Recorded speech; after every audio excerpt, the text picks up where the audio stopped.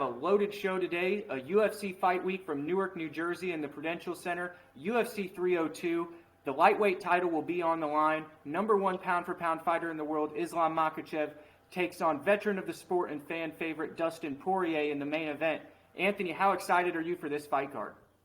Yeah, it's definitely a very, very exciting main event. Anytime you get Dustin Poirier and Islam Makhachev fighting against each other, that's going to be very, very interesting. We've seen Dustin Poirier. He's been a veteran of the game. If he could somehow come out and get this win, it's going to be a great story. He's got like this rocky underdog story coming into this. Obviously, like you said, Islam Makhachev is the cream of the crop of, the MMA world right now. He looks unbeatable, and it's a very, very exciting fight. Given the way, Poirier fights, he's got knockout power. So in any matchup, you got to give him a chance. He's always going to have that opportunity. And, he's always trying those guillotines. I'm not sure if it's going to work too well against Islam Makhachev. But it's definitely going to be an exciting fight. I'd be rooting for Dustin Poirier. I think it'd be a great story. I think there's no fighter in the UFC right now that would deserve it more than him right now. He's paid his dues, and it'll be nice to see him become undisputed champ. But, Islam Makhachev is the best fighter in the world for a reason. I don't think there's a 155er, maybe not even a 170-pounder in the world that could beat him. So I'm going to go Islam Makhachev by submission, but it should be a great fight. How do you see this one going? Yeah, I like a lot about what you said. I think Islam Makhachev by submission is probably the way to go here. But, if you look at it from a stylistic standpoint, Makhachev submitted Charles Oliveira, who submitted Dustin Poirier. So he's going to be levels above him on the ground when it comes to the grappling and if he can get the fight to the ground. But Dustin Poirier did just fight Benoit Saint-Denis, another grapple-heavy opponent. This fight is 5 rounds. So if he can survive and get this fight back to the feet, he's going to have a chance in all 5 rounds. And he showed that against Benoit Saint-Denis, landing that check right hook. I think that another factor in this fight is that Makhachev's only loss was to Adriano Martins, another southpaw.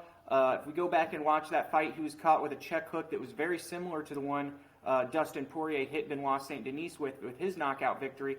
And that's one of Poirier's signature punches, as a southpaw there. He's actually a righty, and he's right-hand dominant, so he writes his name, with his right hand and, like shoots a basketball with his right hand. So that's actually his more powerful hand. So he uses that with that check hook, and that's something to look out for on the feet. But, Dustin Poirier has a resume that stands the test of time. He's going to be a Hall of Famer. I think that if he wins this fight, there's a possibility that we see him retire. He's talked about maybe stepping away from the sport. If he loses, I think that he for sure will step away.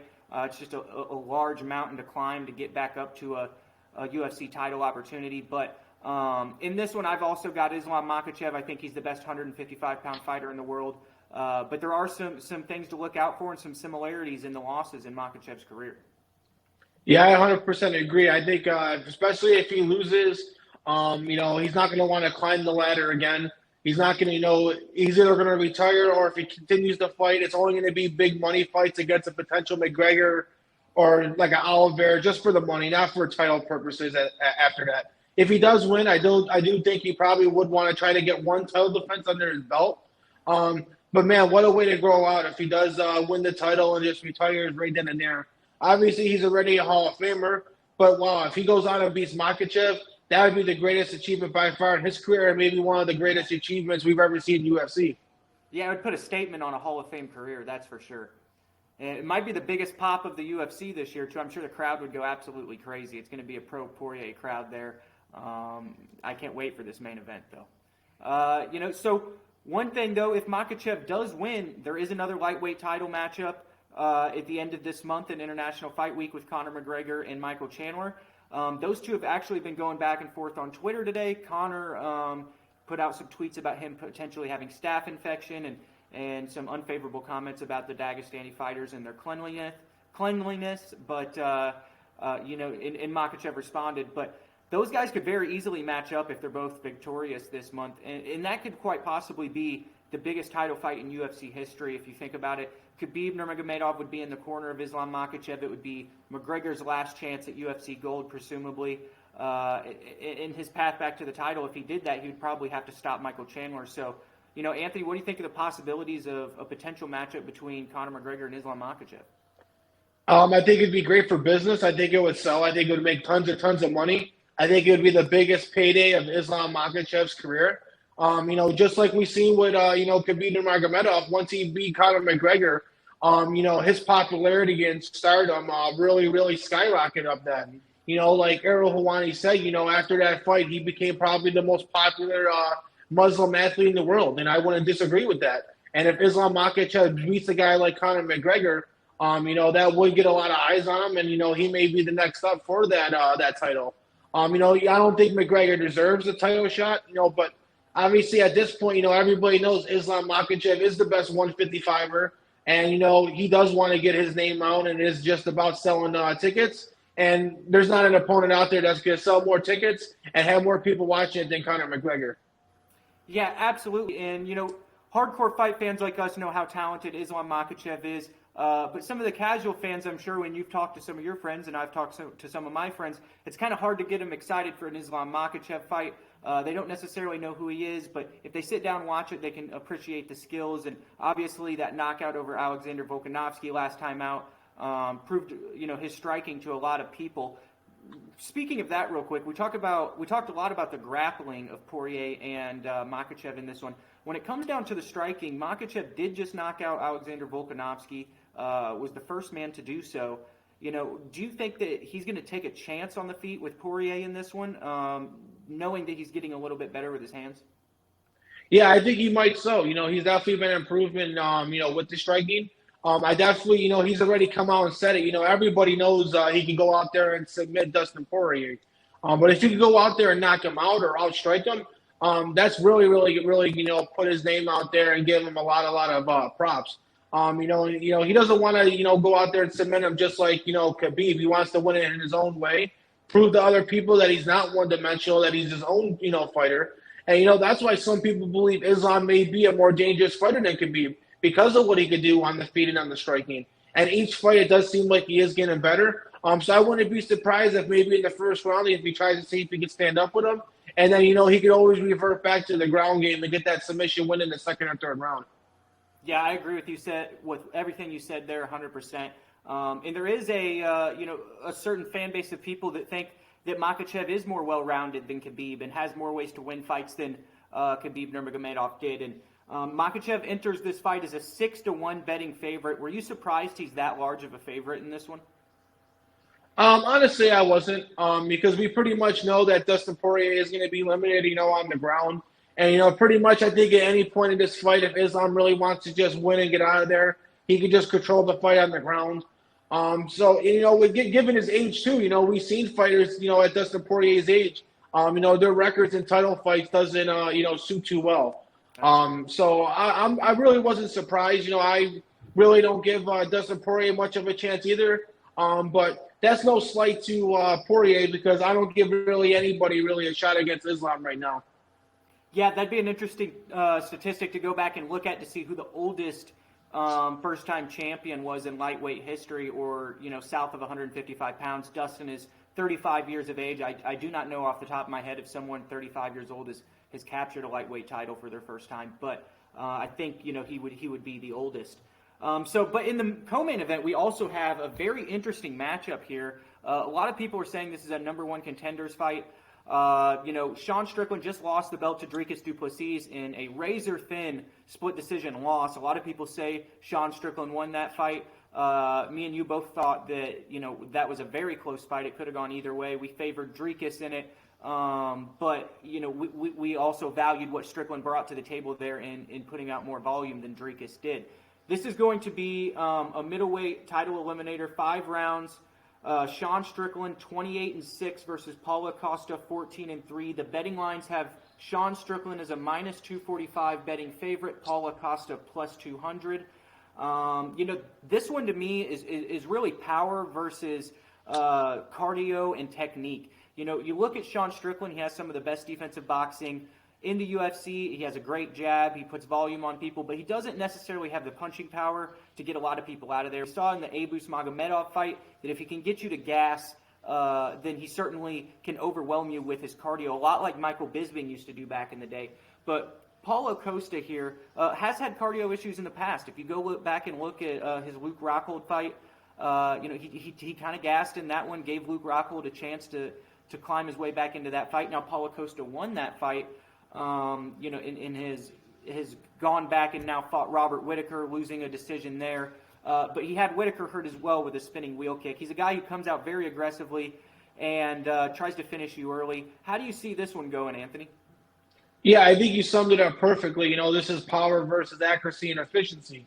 Paulo Costa may not be able to land as many punches as Sean Strickland, but he doesn't need to. His power, he just needs to land one or two good ones, and, it could be lights out for Sean Strickland. We've seen in this fight with Robert Whittaker, Robert Whittaker outstrike him and ultimately won the fight. But there was times where Costa had Whittaker hurt and could very well have won, those fights and finished them. An active Paulo Costa is the best Paulo Costa. When he's fighting regularly, and staying in shape, that's going to be his best. I think he's going to be very much improved, because before the Whittaker fight, he did kind of have a long-term, where he wasn't fighting for a period of time. With him getting that fight under his belt, I think he's going to be very, very sharp. Sean Strickland, like you said, the Drickus fight was very, very close. Some people think he deserved an immediate rematch. Obviously, it looks like Israel Adesanya may get that, at UFC 305 potentially. The Cell Pit reviews, and, everybody wants to see Drickus and Izzy. That was supposed to be the original fight before Strickland got the title shot. But like you said, Strickland goes out there and, has a good matchup, does really good against Costa. He could be getting the next title shot after that. Very, very close fight. I'm going to go Sean Strickland by decision. I think he outstrikes him. I do think Costa will hurt him every now and then.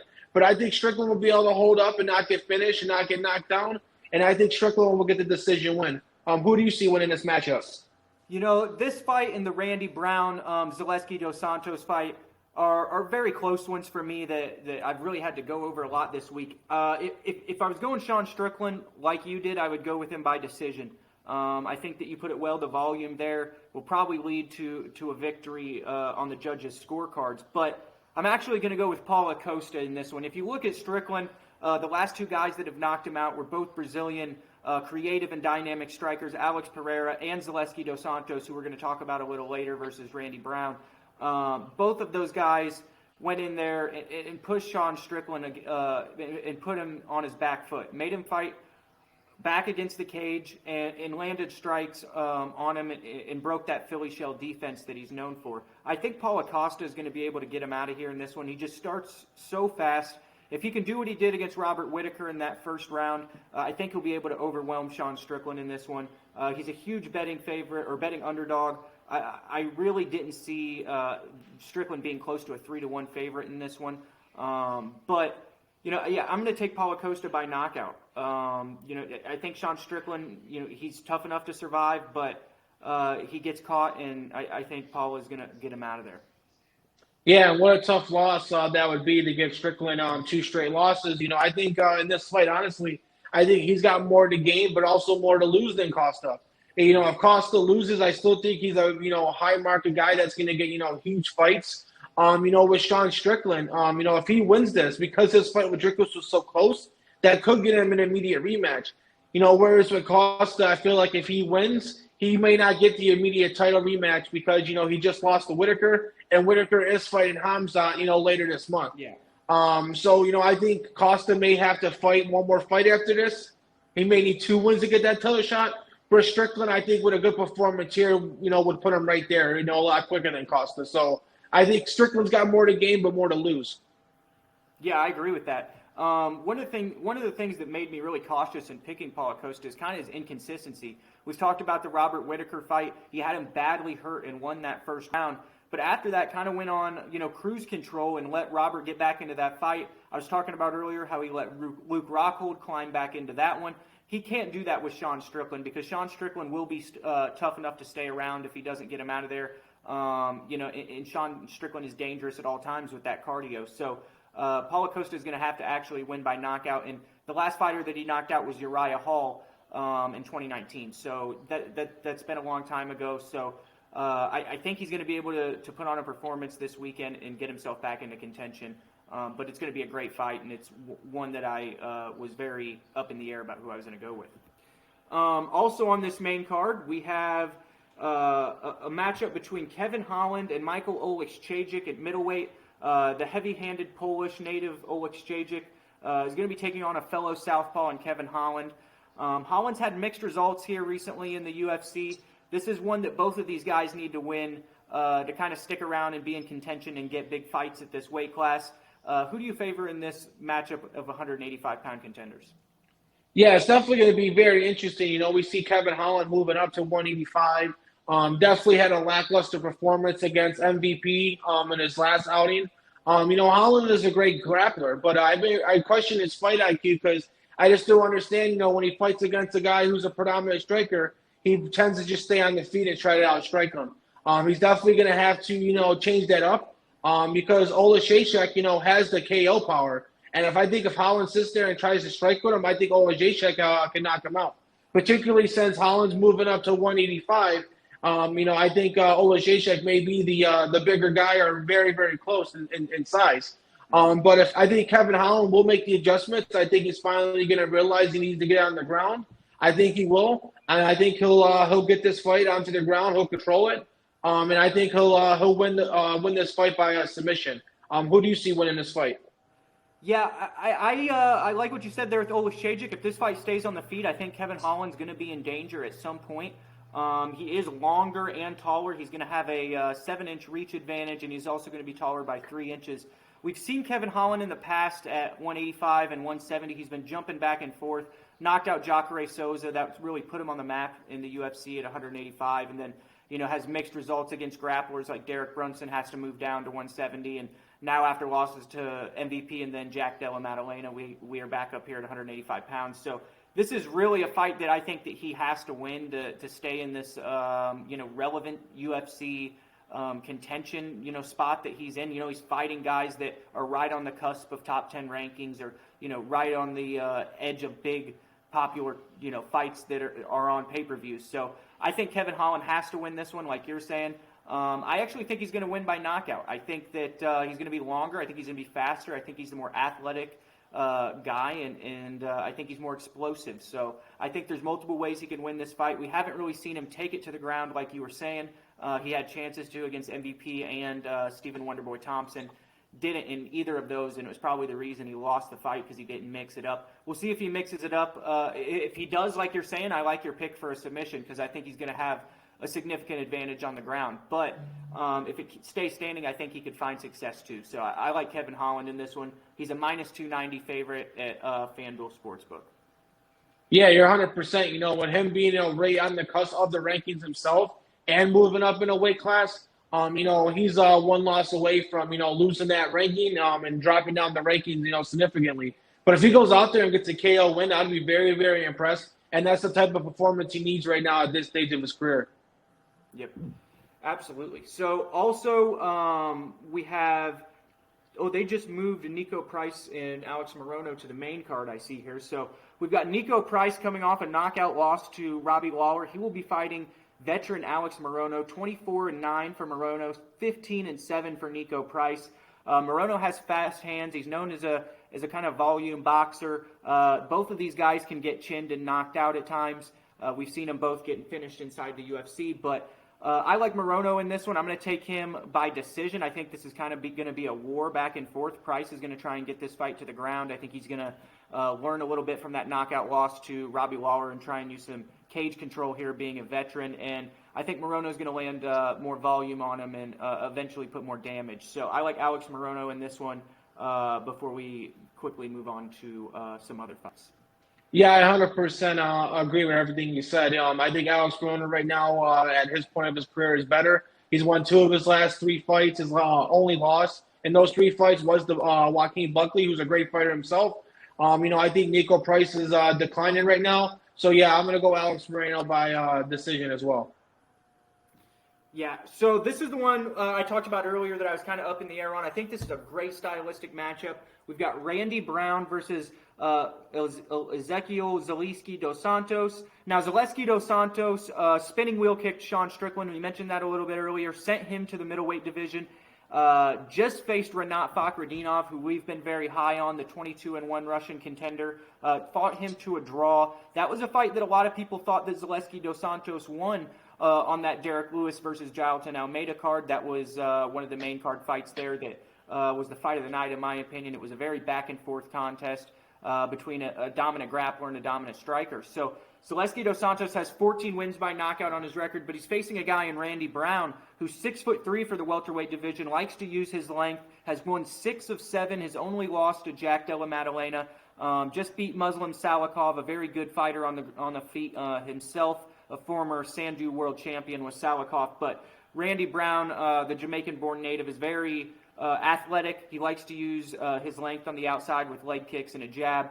How do you see this one? It's kind of, to me, a devastating striker who's going to go in there for the knockout, a very aggressive guy versus more of a tactician who's going to try and stay on the outside. Yeah, I honestly think this is a very, underrated fight. This is very, very awesome fight. I think Randy Brown has a great potential. I think he's one of the best welterweights in the world that isn't ranked. I still think he has potential to get inside the top 15. His only loss in his last 6 fights was to Jack Della. Besides that, he's looked awesome. He's 5-1 in his last 6 fights. And his opponent, Zaleski dos Santos, is a great fighter as well. Like you said, he looked great against Farvardinov, in that draw win, or in that draw. Like you said, a lot of people thought maybe he won that fight. Both these guys are solid fighters. I can see any one of these guys winning. But I think Randy Brown is the better grappler and the better all-around fighter at this point. So I think Randy Brown's going to win by decision. Yeah, I like that pick. That's where I'm going to. I think Randy's going to be more elusive and use his length on the outside like he's known for doing.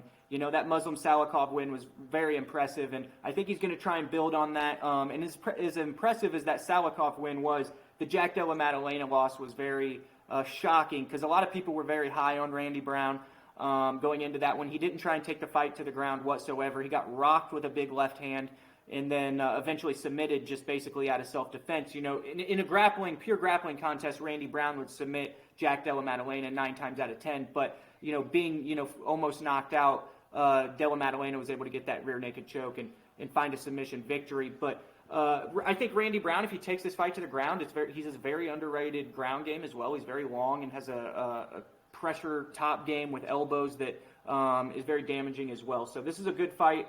-180. I've got Randy Brown by decision as well in this one, but I think it's going to be potentially fight of the night. Yeah, and honestly, no fight, or no loss is good. But talk about a loss that's aging well and well as each day goes on. His loss to Jack Della is looking better and better by the minute. We're talking about Jack Della fighting, Rachmanov for a potential #1 contender match. So Jack Della is a great fighter. And, I think, at the time it didn't look so good. But I think right now, Randy Brown's looking better and better as Jack Della does good as well. Yeah, and if he gets a win this weekend, I don't know how they keep him out of the welterweight rankings. And I think that loss to Jack Della Maddalena and how it looked really has a lot to play to why he's not in there right now. Because as we mentioned, he's won 6 out of his last 7. So still a very interesting prospect at 33 years old. We both think that he has a massive amount of potential at the welterweight division at 6'3". So tune into that fight. That will also be on the main card. But we have a kickboxing affair here between Cesar Almeida and Roman Kopylov. Russian striker Roman Kopylov knocked out Claudio Ribeiro with a head kick that was very vicious, but he lost his last contest. He will be facing Cesar Almeida, who is 5-0. Actually comes into this one as a -120 betting favorite. Almeida is a former professional kickboxer. He holds wins over Alex Pereira in the sport of kickboxing. So this guy is as technical as they come on the feet. He's going to be taking on a guy in Kopylov who also likes to stand and trade, but it might not be necessarily the best way to go for Kopylov in this one. Do you think Kopylov will be smart enough to take this fight to the ground, or will he try and stand and trade with the former professional kickboxer? I think he's gonna, do whatever he can to get a win. He's coming off of a loss to, Anthony Hernandez, so he definitely needed a win. I think both these guys are solid fighters. I think he's gonna try to take it to the ground against Cesar Almeida. But I really think this is a very, very close fight and a tough fight to pick. But I do think Cesar Almeida is going to be good enough to stop the takedowns, keep it on their feet long enough, outstrike them. And I think Cesar Almeida is going to get the win. Yeah, I think Cesar Almeida, there's a good chance he gets this victory as well. Kopylov has 0 submission wins on his record, has been submitted twice. So I don't really see this fight hitting the ground at all. I think these guys are going to stand and try and figure out, who's better on the feet here. And I got Cesar Almeida in this one by decision. So I think that both of these guys are very technical, world-class strikers, and we're going to see, a very good back and forth exchange here for 15 minutes. And I think it's going to go to decision, and Cesar Almeida will be victorious. But this was basically a pick'em at sportsbooks online. Were you surprised that someone with 3 times the amount of fights is entering this one as an underdog? Yeah, I was pretty surprised. I did think Kopylov was going to be the favorite heading into this fight. But, the UFC's putting a lot of stock in Cesar Almeida, and rightfully so. I think Cesar Almeida is going to go out there and prove the bettors right that he should be the favorite. Like you said, Kopylov, has been submitted, so he may be hesitant to keep it, go to the ground, given what's happened in the past. But, I think that could, not be well for Kopylov. I think if he stays on the ground, I think that's, an easy win for Almeida. Yeah, I agree with what you're saying there. We both got Cesar Almeida. Do you have him by knockout or decision in this one? I think he's going to win by decision. I think Kopylov will be tough enough to withstand the strikes. But overall, I think he'll outstrike him by a significant margin. And I think Cesar Almeida will win by unanimous decision.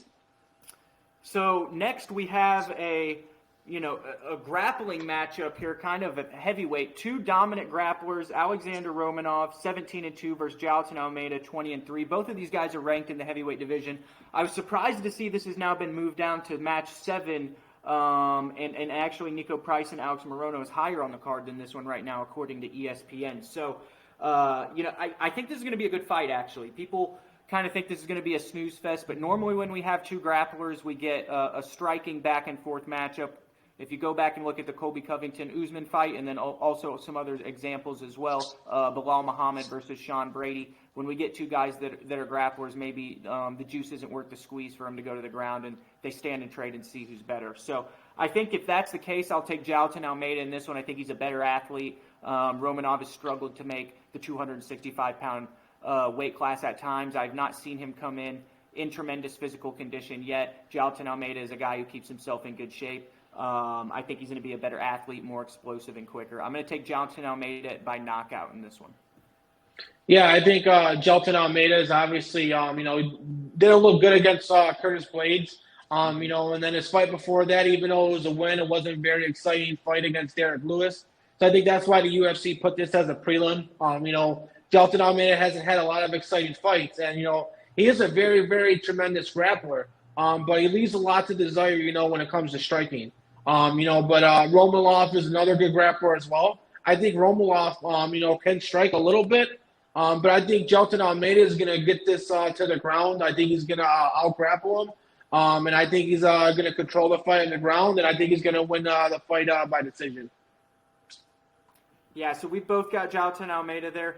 What do you think about this matchup? Do you think it's going to be one of those, fights that fans kind of complain about? Or do you think potentially we could see these guys throw hands and, have a heavyweight slugfest? I think it could be one of those, but I do think Almeida's going to want to just, stick to his guns and take it to the ground. And I think that does, bode for a boring fight for the fans. So, yes, I do think we may get a boring fight because I think Almeida's just going to control it on the ground. And just let the clock burn out. Yeah, I really like Jailton Almeida this weekend. I think after that loss to Curtis Blades, he has a point to prove in this matchup.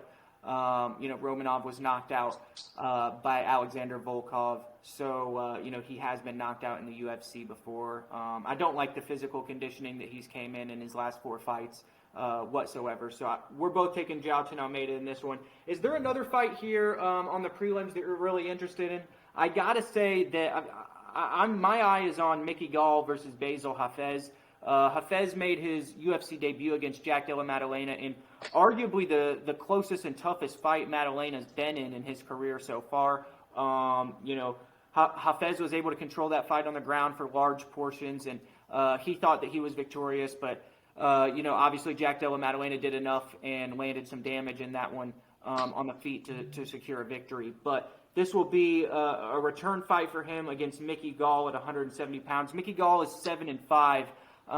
He's a guy who kind of came in riding a gimmick. He was the guy who beat CM Punk on the pay-per-view, and then eventually kind of was taken seriously after wins over Sage Northcutt. So and he was able to stop him. So Mickey Gall is a fighter who you have to take seriously. But these are also two jiu-jitsu guys. So who do you have in this one? I'm probably gonna have to go with Hafez. He's a huge favorite. At minus 380. Mickey Gall. It seems like he, like you said, he was sent into the UFC just for CM Punk. And it doesn't seem like after his fight against Sage Northcutt, he hasn't been the fighter that a lot of fans thought he would be. I'm going to favor Hafez in this one. Yeah, I am as well. I think he's going to be able to get a victory. I'm going to go decision on that one. So that's what we have for this UFC 302 pay-per-view card. You can see it on ESPN Plus. The early prelims start at 5 p.m. The prelims will be seen on ESPN Plus and ESPN2 at 7, with the main card on pay-per-view only on ESPN Plus starting at 9 p.m. from the Prudential Center in Newark, New Jersey. We've got a little bit of news that has came out recently. Dana White announced a couple fights on Instagram for the Abu Dhabi card. We have got the return of Nick Diaz versus Vicente Luque. Tony Ferguson will be taking on Michael Chiesa, amongst some other fights. Of the fights for Abu Dhabi that got announced, Umar Nurmagomedov, Corey Sandhagen, which one were you most interested and excited for? Well, definitely, the Umar Nurmagomedov and Corey Sandhagen. I think that's a number one contenders match. We were supposed to get that fight almost a year ago before we had an injury. I think Corey Sandhagen's awesome, and I think if he wins this fight, I would love to see him against Sugar Sean O'Malley. Given the way that their height and their length is, I think stylistically they match up well. If not, we get Umar Nurmagomedov potentially fighting against maybe Merab, which we talked about. That'd be an amazing matchup, given how great they are grappling-wise. And then if he fights Sugar Sean, that could be Khabib and Conor McGregor all over again. So there's a lot of great fights that we could get from that fight. I'm also interested in seeing I think they said Chito Vera's fight is in Figueiredo. Yeah. I think that's going to be an interesting fight. We've seen how good Figueiredo looked against Cody Garbrandt. And so far at bantamweight, he's looked awesome, and he may be on a potential title run. So I'm interested to see how him and Chito Vera look in that fight. What are you interested in seeing? Yeah, I really like the Umar Nurmagomedov versus Corey Sandhagen. This is, one hell of a fight night card, I'll tell you that. We were supposed to get this Sandhagen versus Nurmagomedov fight in Tennessee last year, but as you mentioned, an injury forced it, and kind of both of these guys have been on a collision course for quite some time. So this is grappler versus striker, a very classic matchup, and I can't wait for that main event. I think it's going to be a very good fight. Corey Sandhagen is very athletic, dynamic. We saw the knockouts versus Frankie Edgar, amongst others, but he was submitted by Aljamain Sterling in under 2 minutes in the first round. So that he is susceptible to very elite grapplers at the top level. We'll see if he's filled a couple of those holes since that fight, and I think that's very interesting, a very interesting thing to see. But really, the thing for me, in the main headline out of this fight card is kind of the vets and how the UFC is putting Tony Ferguson and Nick Diaz back out there. I really hope that Nick Diaz shows up in better shape than what we saw with the Robbie Lawler fight. I don't know if he had an injury coming into that one or if it was kind of just like a short notice situation. But this is at 170 pounds, which is the most interesting factor to me because the last fight that he had with Robbie Lawler was moved up to 185. So he is going to have to come in legitimate shape to make the 170-pound weight class, and at 41 years old, it looks like on Instagram that he is taking his diet and conditioning seriously as of right now. He looks in better shape and better condition currently than he did walking into the octagon against Robbie Lawler. So that is kind of a little bit of a, something to look at going forward with that matchup. But I think that's a hard night at the office when he's facing Vicente Luque because Vicente Luque can get almost anybody out of there. I know that he got stopped by Buckley and some other guys, and he can be hurt himself. But I don't think Nick Diaz is necessarily going to have the punching power to hurt Vicente Luque. So how is Nick Diaz going to keep Luque off him? That's going to be very interesting to see. But the Tony Ferguson fight, I don't want to see Tony Ferguson fight again under any circumstances whatsoever. Nick Diaz hasn't been chinned, and knocked out like Tony Ferguson has and finished over and over and over and over. This is a seven-fight losing streak for Tony Ferguson. And over the course of this streak, he has been brutally finished multiple times. The Michael Chandler front kick, Bobby Green arm triangling him after beating the crap out of him for 15 minutes. So, I don't really want to see Tony Ferguson fight again, but at least he's fighting a guy in Michael Chiesa that is not a damaging striker and isn't going to put long-term damage on his health and safety. So what do you kind of make of these veteran matchups? Do you think they were matched up smart against people that maybe won't hurt these guys long-term and maybe give the fans kind of what they want to see? Or do you think these guys shouldn't be fighting whatsoever? I think they gave them matchups that stylistically, like you said, won't put them in too much harm. And, if they want to fight, and the fans want to see them, why not give everybody what they want? And, obviously, Dana White's always going to try to give the best fight cards, in Abu Dhabi. We always get good matchups when we're out there.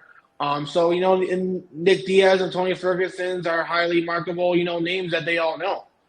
So it makes sense. With Nick Diaz, I think he wants to come in, have a really, really solid fight, and have a really good retirement fight. I don't see him fighting much more longer. I think he wants to come in and go off into the sunset on a high note, off a win. I think Tony Ferguson may be trying to do the same as well.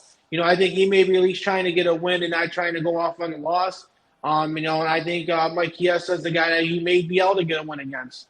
So it'll be interesting to see. But, Tony Ferguson probably of the two would be the guy I at least want to see. I think, like you said, he's looking the most damage, and I don't want to see him get knocked down anymore.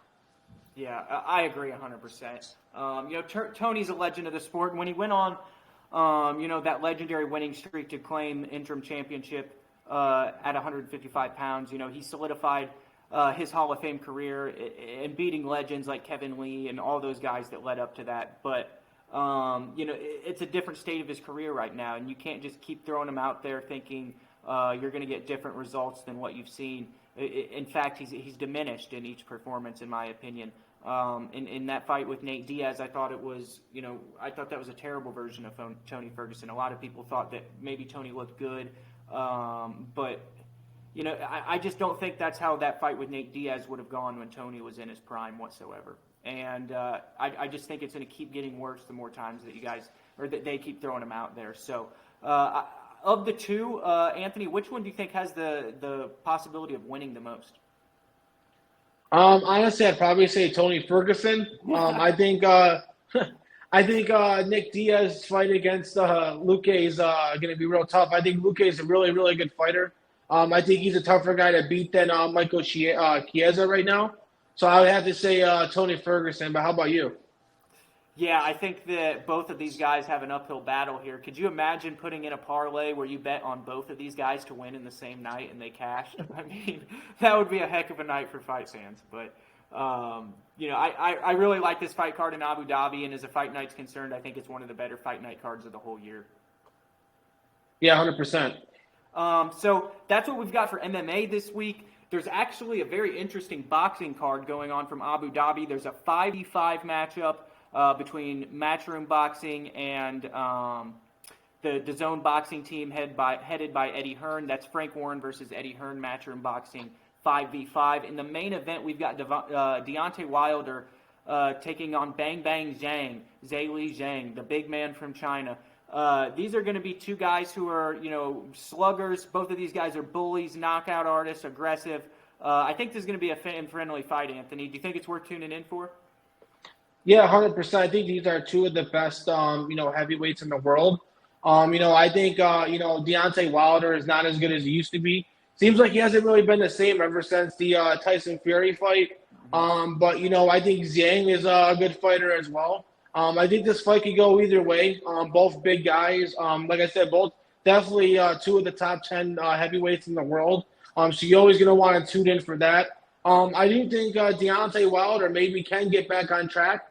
He definitely needs it. He hasn't looked like the same fighter. But right now I think Zhang's the better fighter, and I think he'll get the win. Yeah, he's very tough, been very active. I think this is going to be a back-and-forth fight. I actually would not be surprised if both of these fighters hit the canvas. Tremendous punching power from each of them, so they can end the fight in one shot each. So that's something to tune in for. That will actually be before the UFC card, starting at 1 p.m. there in Abu Dhabi in the Middle East, and then you can go and watch the UFC card up after that. So a packed combat sports schedule on Saturday for fight fans. We will be here on Sunday to review the fights from this weekend. We're going to talk everything from UFC 302 and then also the Matchroom boxing card. Thank you for joining us, fight fans, and we'll see you next week. See ya.